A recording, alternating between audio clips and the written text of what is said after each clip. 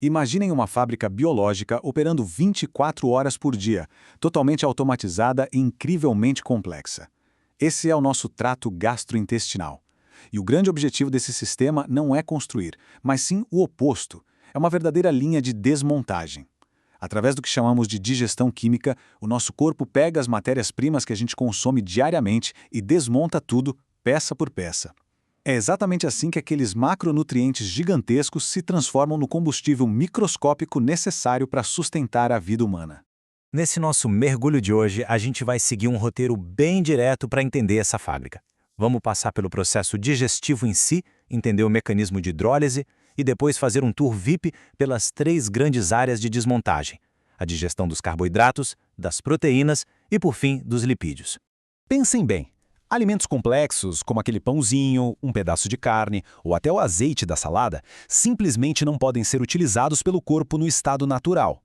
Eles são os alvos de trabalhadores muito específicos, as enzimas. Cada grupo de macronutriente tem sua própria equipe especializada para realizar essa quebra estrutural, até que sobrem apenas os blocos de construção simples. Sem essa desmontagem pesada, a nutrição seria literalmente impossível. Então, vamos começar pelo começo, explorando o nosso processo digestivo. É o verdadeiro chão de fábrica. Acompanhando a jornada desde a boca até os intestinos, fica claro que a digestão é uma sequência primorosamente coordenada. E ela envolve 4 processos que não param nunca: a secreção de substâncias, a quebra química através das enzimas, a absorção dos nutrientes vitais e a motilidade. A motilidade nada mais é do que aqueles movimentos musculares que empurram e misturam o alimento ao longo do caminho. Cada estação, do estômago ao intestino delgado, tem um papel bioquímico que é absolutamente indispensável. Mas o que faz tudo isso funcionar na prática?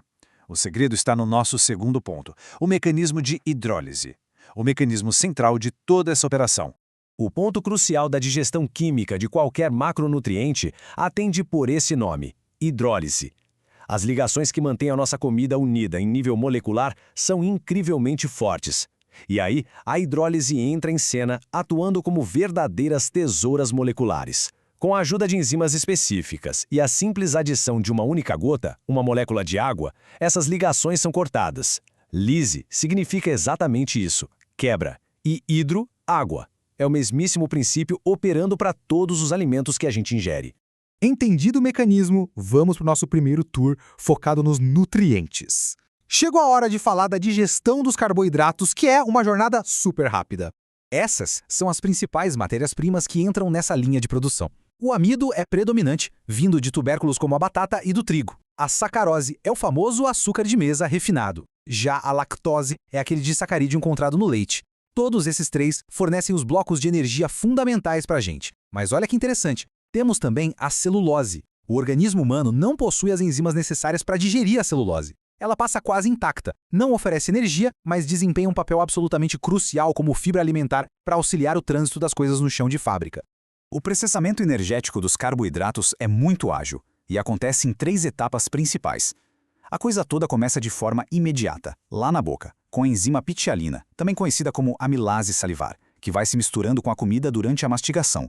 Só que, ao atingir aquele poço de acidez que é o estômago, essa ação é paralisada.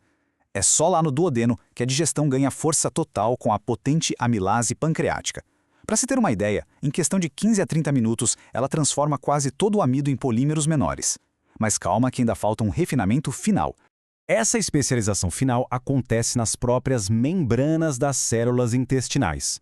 4 enzimas importantíssimas entregam o corte definitivo, garantindo que apenas monossacarídeos puros, principalmente a famosa glicose, restem na nossa linha de montagem. E tem um detalhe brilhante da biologia aqui: a absorção da glicose depende, sem exceção, da ação conjunta do íon sódio. Ou seja, sem o sódio, a energia simplesmente não entra na célula. Um verdadeiro trabalho em equipe. Saindo dos açúcares, avançamos para o nosso segundo tour, a digestão das proteínas, que acontece numa verdadeira câmara ácida. As estruturas das proteínas começam a ser desmontadas no ambiente mais duro do corpo, o estômago. Pessoal, o suco gástrico é cerca de 100 vezes mais ácido que o sangue humano. É um pH lá no chão, entre 2 e 3. Esse ambiente extremo é necessário para ativar a pepsina, que é uma enzima formidável capaz de digerir até o colágeno das carnes. Depois, quando o alimento passa para o intestino delgado, o ambiente muda drasticamente para condições mais neutras. Isso desativa a pepsina, mas prepara perfeitamente o terreno para uma nova equipe de enzimas entrar em ação.